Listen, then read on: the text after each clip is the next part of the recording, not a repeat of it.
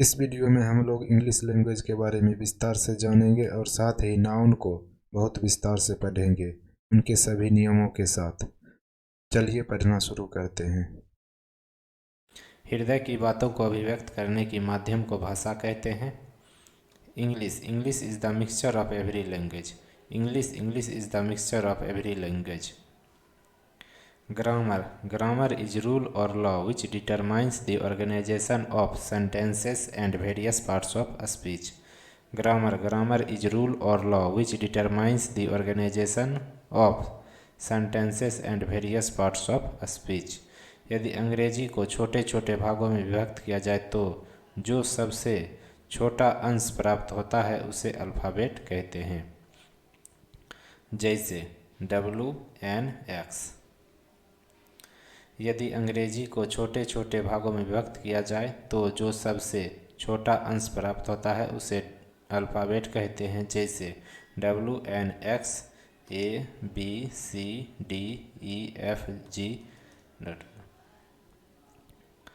जब एक से अधिक अल्फ़ाबेट आपस में मिलते हैं और उनसे कोई अर्थ निकलता है तो उसे वर्ड कहते हैं।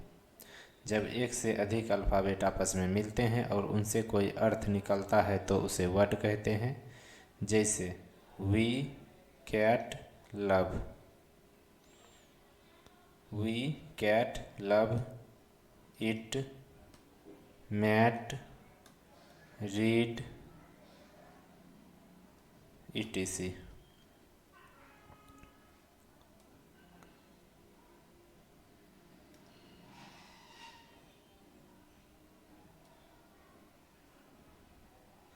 जब एक से अधिक वर्ड आपस में मिलते हैं और उनसे कोई अर्थ निकलता है तो उसे सेंटेंस कहते हैं।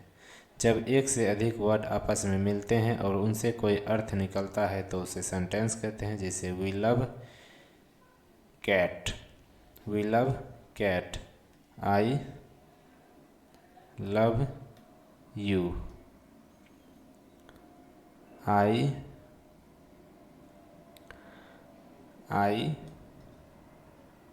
M reading. I am reading etc। वाक्य के 3 प्रमुख भाग होते हैं, सब्जेक्ट, वर्ब, ऑब्जेक्ट। वाक्य के 3 प्रमुख भाग होते हैं, सब्जेक्ट, वर्ब, ऑब्जेक्ट। सब्जेक्ट हम जिसके विषय में बात करते हैं या जो कार्य का करने वाला होता है उसे सब्जेक्ट कहते हैं। हम जिसके विषय में बात करते हैं या जो कार्य का करने वाला होता है उसे सब्जेक्ट कहते हैं। जैसे India is the best. India is the best में इंडिया सब्जेक्ट है। राम किल्लेट रावण। राम किल्लेट रावण में राम सब्जेक्ट है। वर्ब जिस शब्द से किसी कार्य के होने या करने का बोध हो उसे वर्ब कहते हैं। जिस शब्द से किसी कार्य के होने या करने का बोध हो उसे वर्ब कहते हैं। Ashoka was great. Ashoka was great में वाज वर्ब है। राम किल्लेट रावण। राम किल्लेट रावण में किल्लेट वर्ब है। ऑब्जेक्ट जो किसी के कार्य से प्रभावित होता है उसे ऑब्जेक्ट कहते हैं। जो किसी के कार्य से प्रभावित होता है उसे ऑब्जेक्ट कहते हैं। जैसे we learn English. We learn English में इंग्लिश प्रभावित हो रहा है इसलिए ऑब्जेक्ट होगा। सब्जेक्ट या तो नाउन होगा या प्रोनाउन। सब्जेक्ट या तो नाउन होगा या प्रोनाउन।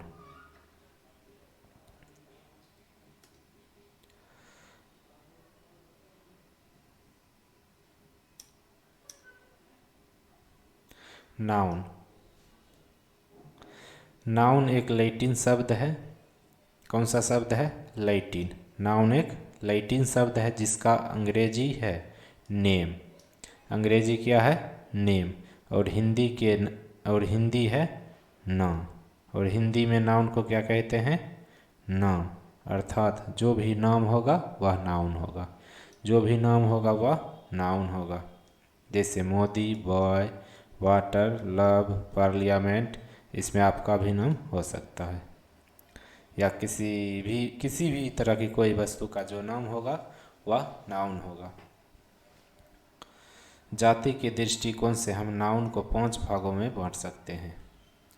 जाति के दृष्टिकोण से नाउन को 5 भागों में बांट सकते हैं, और अगर गणना के आधार पर कहेंगे तब 2 भागों में, लेकिन अभी पढ़ेंगे हम जाति के आधार पर। जाति के आधार पर नाउन को 5 भागों में बांट सकते हैं। तो उसमें हो जाएगा proper noun, common noun, material noun, abstract noun, collective noun. 5 हो गया, ठीक।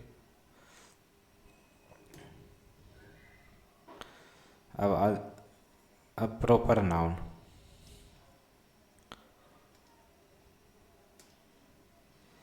प्रॉपर नाउन वैसे नाम नाउन तो नाम ही है, बस ये प्रॉपर है। वैसे नाम जो किसी को औरों से अलग करने के लिए विशिष्ट रूप से दिए जाते हैं, प्रॉपर नाउन कहलाते हैं। वैसे नाम जो किसी को औरों से अलग करने के लिए विशिष्ट रूप से दिए जाते हैं, प्रॉपर नाउन कहलाते हैं। जैसे राम, विनय, कोरबा etc। प्रॉपर नाउन यह सिंगुलर रहेगा। इसका प्रथम अक्षर कैपिटल रहेगा। इसके पहले प्रायः आर्टिकल से बचा जाएगा। The great poet and dramatist the Shakespeare never had any university education. इसमें द नहीं होगा, इसमें द नहीं रहेगा। और ये प्रश्न इलाहाबाद बैंक में पूछा हुआ है। इसमें द नहीं होगा। क्यों नहीं होगा द? क्योंकि प्रॉपर नाउन के पहले द नहीं लगता है। प्रॉपर नाउन के पहले आर्टिकल नहीं लगता है, और आर्टिकल है एन द, तो ये नहीं लगेगा। But proper noun will take the, मतलब प्रॉपर नाउन द ले सकता है, द ले लेगा। If it used for praising anyone। Doctor Kalam can be called the Bhabha of modern India. The Bhabha of modern India, ये इसका the Bhabha of modern India के नाम से जाना जाता है, इसलिए जो उसका प्राइजिंग हुआ उसमें दा लगा है। इसमें नो एरर है, मतलब यहाँ दा लगना सही है। तो ध्यान देना पड़ेगा दा कहाँ में लगेगा, कहाँ पर नहीं। जहाँ उसको कोई नाम दिया जाएगा, जैसे the Bhabha of modern India, missile man etc, इस तरह के कोई कुछ कहा जाएगा तो वहाँ द आर्टिकल लगेगा। अगर नाम में के आगे डायरेक्ट आर्टिकल नहीं लगेगा। और ये क्वेश्चन CDM पूछा हुआ है, ठीक। प्रेजिंग मतलब होता है प्रशंसा करना। प्रशंसा के लिए अगर कहा जाएगा तब द लगेगा। And it will take a या an if it is used for mocking. Mocking मतलब नकल उतारने के लिए इसका प्रयोग किया जा सकता है, ठीक। जैसे every girl think herself Priyanka Chopra of her area. तो Priyanka Chopra of her area, हर लड़की सोचता है कि वो अपने इलाके का प्रियंका चोपड़ा है, तो यहाँ ए होगा। क्यों? नकल उतारने के लिए, किसी सेलिब्रिटी का नकल उतार रहा है, इसलिए यहाँ आर्टिकल लगेगा। ये CPO में पूछा हुआ क्वेश्चन है, CPO में। कॉमन नाउन वैसे नाम जिस पर सभी का अधिकार हो, समूचे जाति का अधिकार हो, एक नाम लेने से समस्त का बोध हो, कॉमन नाउन कहलाते हैं। वैसे नाम जिस पर सभी का अधिकार हो, समूचे जाति का अधिकार हो, एक नाम लेने से समस्त का बोध हो, कॉमन नाउन कहलाते हैं। जैसे student, river, village etc। Common noun हमेशा समक्ष, कॉमन नाउन हमारे समक्ष, कॉमन नाउन हमारे समक्ष कॉमन नाउन हमारे समक्ष दो रूपों में आते हैं, एक वचन तथा बहुवचन। एक वचन और बहुवचन में जब ये एक वचन हो तो इसके पहले आर्टिकल लगेगा। आर्टिकल मतलब ए, एन और द क्या होगा, लगेगा।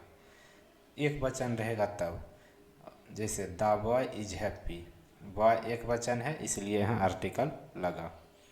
जब यह बहुवचन हो पराया आर्टिकल से परहेज करेंगे।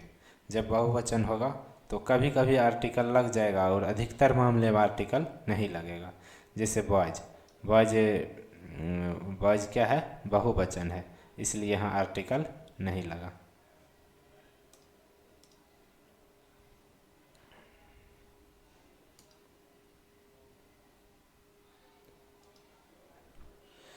if common noun plural number is made particular, if common noun plural number is made particular, it will take the, we। यदि common noun plural number is made particular, it will take the, अगर particular बना रहा तब डालेगा। जैसे we pupils of the college having prepared we well to appear in the test of Indian railways are going to Baroda. तो यहाँ pupils का आगे दा लगेगा। और ये कैट में पूछा हुआ क्वेश्चन है। अब आगे मटेरियल नाउन। मटेरियल नाउन वैसे नाम जिनसे ऐसे वस्तु का बोध हो जिन्हें नापा या तौला जा सके, जिन्हें अलग अलग करके गिनना मुश्किल हो, जिनसे किसी अन्य वस्तु का निर्माण होता है, मटेरियल नाउन कहलाते हैं। जैसे milk, rice, gold. Milk, rice, gold को हम अलग अलग करके गिन नहीं सकते हैं, ठीक। मटेरियल नाउन यह पराया सिंगुलर रहता है, यह पराया सिंगुलर रहता है। Selling peanuts on the road is the only means of earning in respect of most of the people. यहाँ पीनट को हम अलग अलग करके गिनेंगे तो बहुत मुश्किल हो जाएगा। इसे अलग, ये मटेरियल नाउन है पीनट, इसलिए यहाँ पीनट्स ऐसे नहीं लगेगा बल्कि पीनट होगा, पीनट, ठीक।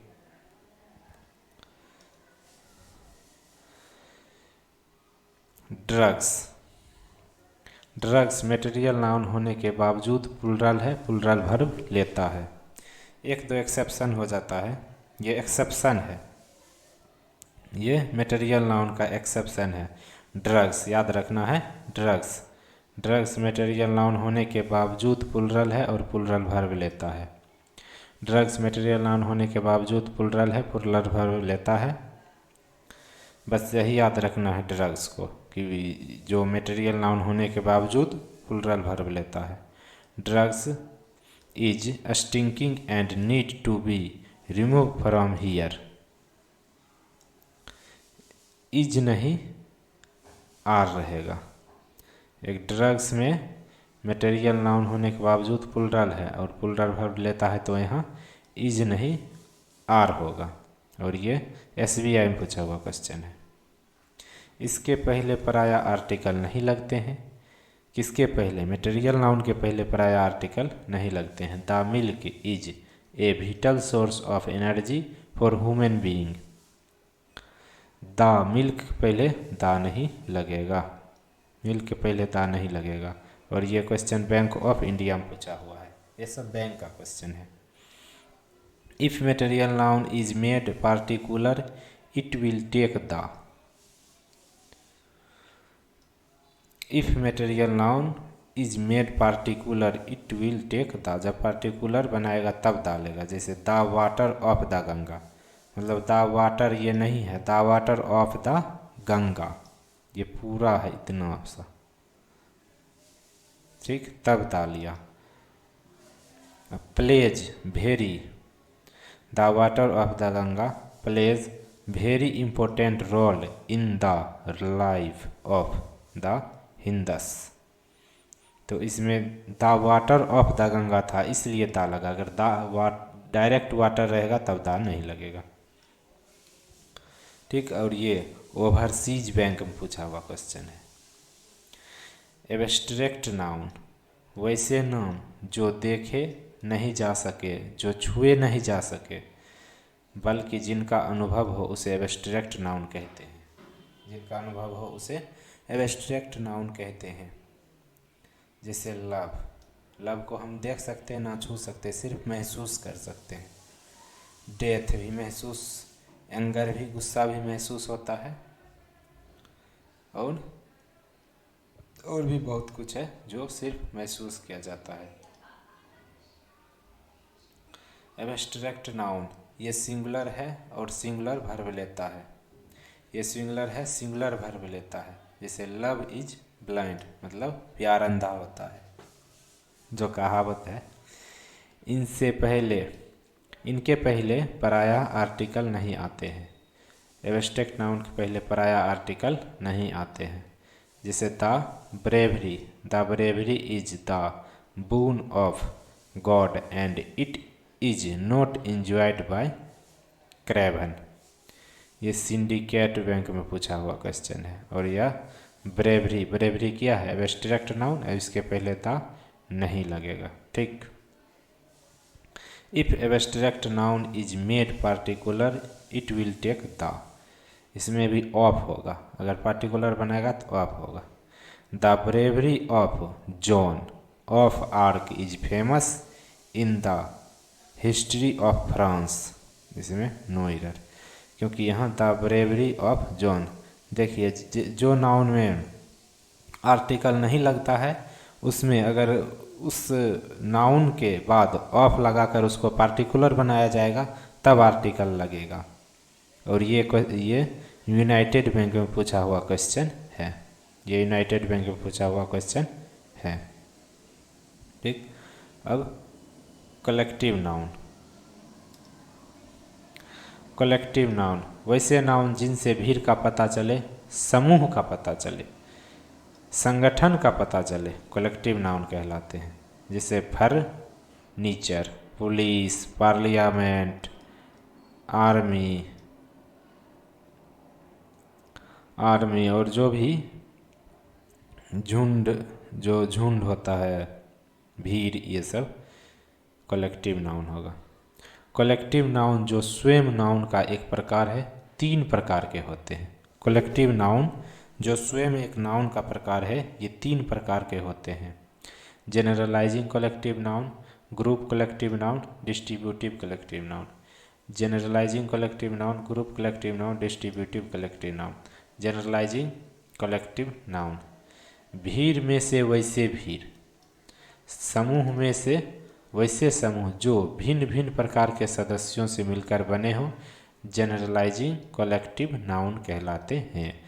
जो वैसे कलेक्टिव नाउन जो भिन्न भिन्न प्रकार के सदस्यों से मिलकर बने हो, उसे जनरलाइजिंग कलेक्टिव नाउन कहते हैं। जैसे फर्नीचर, लगेज अलग अलग सामानों को जमा करके बनाते हैं। सेनरी, ETC, ये सिंगुलर है, सिंगुलर वर्ब लेगा। कौन? Generalising collective noun. इसके पहले ता लगाया जा सकता है। जनरलाइजिंग कलेक्टिव नाउन के पहले ता लगेगा। ठीक, the sceneries of Kashmir is more beautiful than that of any other site. तो हाँ, सेनरी में क्या होगा? वहाँ सेनरी में जो दा था, ये सेनरीज, इसके पहले दा लगाया जा सकता है, मतलब दा रहेगा, लेकिन सेनरीज में ये एस नहीं होगा। सेनरीज में ये एस नहीं होगा। सेनरीज, तो यहाँ सेनरीज में एस नहीं होगा तो क्या होगा? सेनरी होगा। ठीक, इन्हें की कलेक्टिव नाउन है तो बहुत सारा जमा हो रहा था, एस नहीं लगना, लगा नहीं देना है। और ये डाटा एंट्री ऑपरेटर में पूछा हुआ क्वेश्चन है। ठीक। ग्रुप कलेक्टिव नाउन, ये कलेक्टिव नाउन जो 3 प्रकार के होते हैं उसमें से दूसरा प्रकार है ग्रुप कलेक्टिव नाउन। भीड़ में से वैसे भीड़ जो एक ही प्रकार के सदस्यों से मिलकर बने ग्रुप कलेक्टिव नाउन कहलाते हैं। भीड़ में से वैसे भीड़ जो एक ही प्रकार के सदस्यों से मिलकर बने उसे ग्रुप कलेक्टिव नाउन कहलाते हैं। ये ग्रुप कलेक्टिव नाउन एक ही प्रकार के सदस्यों से, जैसे कैटल, पीपल, पुलिस सब एक ही प्रकार का ड्रेस में रहते हैं, एक ही टाइप के होते हैं, तो इसलिए एक ही प्रकार के जो कलेक्टिव नाउन होगा उसे ग्रुप कलेक्टिव नाउन कहेंगे। ठीक। यह प्लुरल है और प्लुरल वर्ब लेगा, यह प्लुरल है और प्लुरल वर्ब लेगा। इसके पहले दा लगाया जाता है। ग्रुप कलेक्टिव नाउन के पहले भी दा लगेगा। ठीक। The cattles are grazing in my field and destroying my crops. देखिए यहाँ उलझाने के लिए केटल में एस लगाया, यहाँ एस नहीं होगा, यहाँ सिर्फ केटल होगा और दांत लगता ही है, तो केटल्स नहीं होगा, केटल होगा। ये क्वेश्चन UDC में पूछा हुआ है। अब आगे है डिस्ट्रीब्यूटिव कलेक्टिव नाउन। भीड़ में से वैसे भीड़ जो कभी तो आपस में एक रहते हैं और कभी विभक्त हो जाते हैं। जो कभी आपस में एक रहते हैं और कभी विभक्त हो जाते हैं उसे डिस्ट्रीब्यूटिव कलेक्टिव नाउन कहलाते हैं, कहते हैं। ठीक। जैसे government, committee, parliament, ETC। Government बनता है और कभी टूट जाता है। कमेटी भी बनती है, काम खत्म होने के बाद टूट जाता है। पार्लियामेंट भी 5 साल के बाद भंग होता है। तो बनता है, बिगड़ता है, इसलिए इसको डिस्ट्रीब्यूटिव कलेक्टिव नाउन। जो बनता है बिगड़ता है उसको बोलेंगे डिस्ट्रीब्यूटिव कलेक्टिव नाउन। जब ये आपस में एक रहते हैं, सिंगुलर रहते हैं, सिंगुलर वर्ब लेते हैं। जब ये आपस में एक रहेंगे, जब बने हुए रहेंगे तब ये सिंगुलर रहेंगे और सिंगुलर वर्ब लेंगे। ठीक। और जब ये वही है, सिंगुलर वर्ब लेते हैं और अपने पहले दा लेते हैं। ठीक। जब ये आपस में एक रहते हैं, सिंगुलर वर्ब लेते हैं और अपने पहले दा लेते हैं, दा। ठीक। जैसे the government dash, filling the balance का क्वेश्चन है। The government dash united over Kashmir issue, मतलब गवर्नमेंट यूनाइटेड मतलब एक हो गया कश्मीर इशू के लिए। ठीक। तो यहाँ इज या आर नहीं, इज ही होगा कि आर, यहाँ इज होगा क्योंकि गवर्नमेंट एक ही है। ठीक। इज होगा। और क्वेश्चन उलझा के पूछ रहा है, ये FCI में पूछा हुआ क्वेश्चन है। ठीक। जब ये आपस में विभक्त होते हैं प्लुरल समझे जाते हैं और प्लुरल वर्ब लेते हैं एवं दा लेते हैं। ठीक। जब ये आपस में विभक्त होते हैं प्लुरल समझे जाते हैं, प्लुरल वर्ब लेते हैं और दा लेते हैं। देखिए जब ये सिंगुलर था तब भी दा ले रहा था, जब ये प्लुरल है तब भी दा ले रहा था। कौन? डिस्ट्रीब्यूटिव कलेक्टिव नाउन दोनों सेंस में दा लेगा, सिंगुलर में भी और प्लुरल में भी। The jury dash taken there seats, the jury has होगा या हैव होगा। The jury have taken there seats, यहाँ NDM पूछा हुआ क्वेश्चन है। गणना के दृष्टिकोण से समस्त नाउन को 2 भागों में विभक्त किया गया। अब जो जाति के आधार पर जो नाउन था, जो जाति के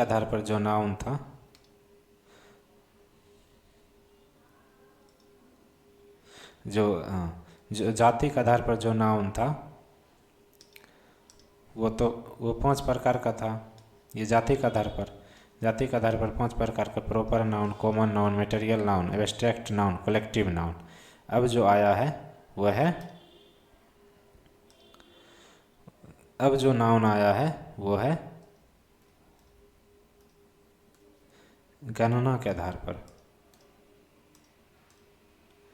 गणना के आधार पर, जाति के आधार पर हम पढ़ लिए, अब गणना के आधार पर पढ़ेंगे। जाति के आधार पर हम पढ़ लिए, अब गणना के आधार पर पढ़ेंगे। ठीक, गणना। गणना के दृष्टिकोण से समस्त नाउन को दो भागों में विभक्त किया गया है। गणना के दृष्टिकोण से नाउन को दो भागों में, कितने भागों में? दो भागों में विभक्त किया गया है। और जाति के दृष्टिकोण से, जाति के दृष्टिकोण से 5 भागों में विभक्त किया गया है। ठीक, याद रखना है, नाउन को 2 भागों में विभक्त किया गया है गणना के दृष्टिकोण से। कौन सा है? Countable noun, uncountable noun. ठीक, काउंटेबल नाउन, अनकाउंटेबल नाउन। अब है काउंटेबल नाउन।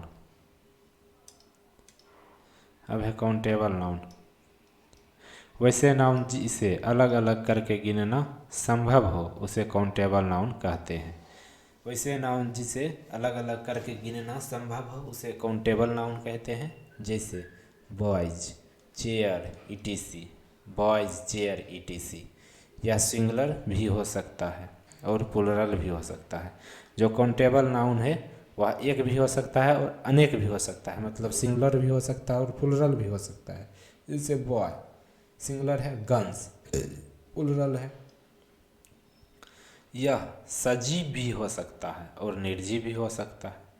यह सजीव भी हो सकता है और निर्जीव भी हो सकता है। ठीक, जैसे द टीचर, द फेंस।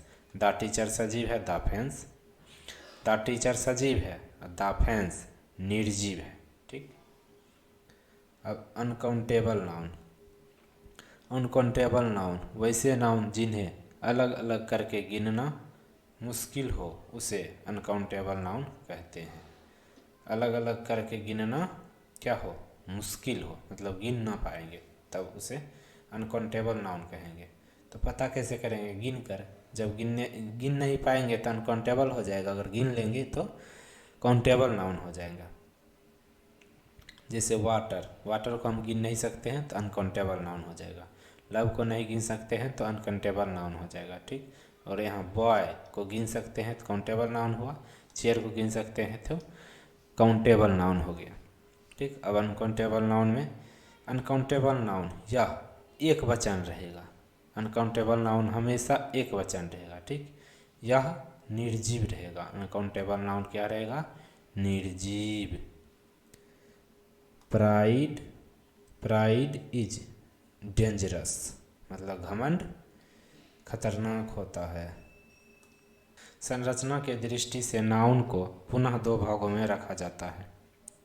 संरचना के दृष्टि से नाउन को पुनः 2 भागों में रखा जाता है। Single, compound. 2 भागों में किसको? नाउन को। किसके दृष्टि से? संरचना की दृष्टि से। ठीक, सिंगल और कंपाउंड।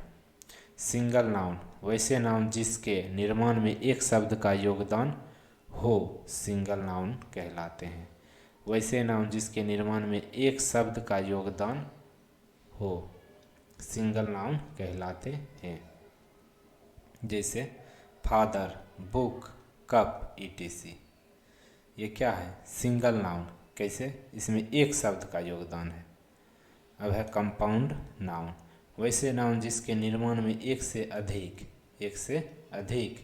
शब्दों का योगदान हो कंपाउंड नाउन कहलाते हैं। जैसे कंपाउंड नाउन देख लेते हैं। फादर इन लॉ, इसमें कितने शब्द हैं? 1 2 3। पास बुक 2 शब्द, कप फुल 2 शब्द। तो यह हो गया कंपाउंड नाउन, जो एक से ज़्यादा शब्द में बनाएगा। जो नाम एक से ज़्यादा शब्द में रहेगा उसे कंपाउंड नाउन कहेंगे, और जो सिंगल वर्ड में रहेगा, सिंगल शब्द में रहेगा उसे सिंगल नाउन कहेंगे। ठीक, कंपाउंड नाउन। कंपाउंड नाउन जो स्वयं एक नाउन है के 2 रूप होते हैं। फिर देखो, फिर कंपाउंड नाउन के 2 रूप आ गया। Compound noun with hyphen, compound noun without hyphen. Compound noun with hyphen वैसे नाउन जो एक से अधिक शब्दों से मिलकर बने हो अपने बीच में हाइफन लेते हैं। अपने बीच में हाइफन लेते हैं कंपाउंड नाउन कहलाते हैं। कंपाउंड नाउन विथ हाइफन कहलाते हैं। कंपाउंड नाउन विथ हाइफन वैसे नाउन जो एक से अधिक शब्दों से मिलकर बने हो, अपने बीच में हाइफन लेते हैं, कंपाउंड नाउन विथ हाइफन कहलाते हैं। जैसे क्लासरूम, क्लासरूम क्या है, ये दो शब्दों के बीच दो शब्द लेकर बना है तो कंपाउंड नाउन, और हाइफन लिया है तो compound noun with hyphen. Compound noun without hyphen, compound noun without hyphen वैसे कंपाउंड नाउन जो एक से अधिक शब्दों से मिलकर तो बने हों परंतु अपने बीच में हाइफन नहीं लेते, कंपाउंड नाउन विदाउट हाइफन कहलाते हैं। ऐसे नाउन के अंत में FUL रहता है, ऐसे नाउन के अंत में FUL रहता है। जैसे कप फूल, कप फूल में दो शब्द है लेकिन कप फूल में है दो शब्द लेकिन हाइफन नहीं है, ठीक, हाइफन नहीं है। तो ये हो गया कंपाउंड नाउन विदाउट हाइफन। अब अगले क्लास में जेंडर पढ़ेंगे।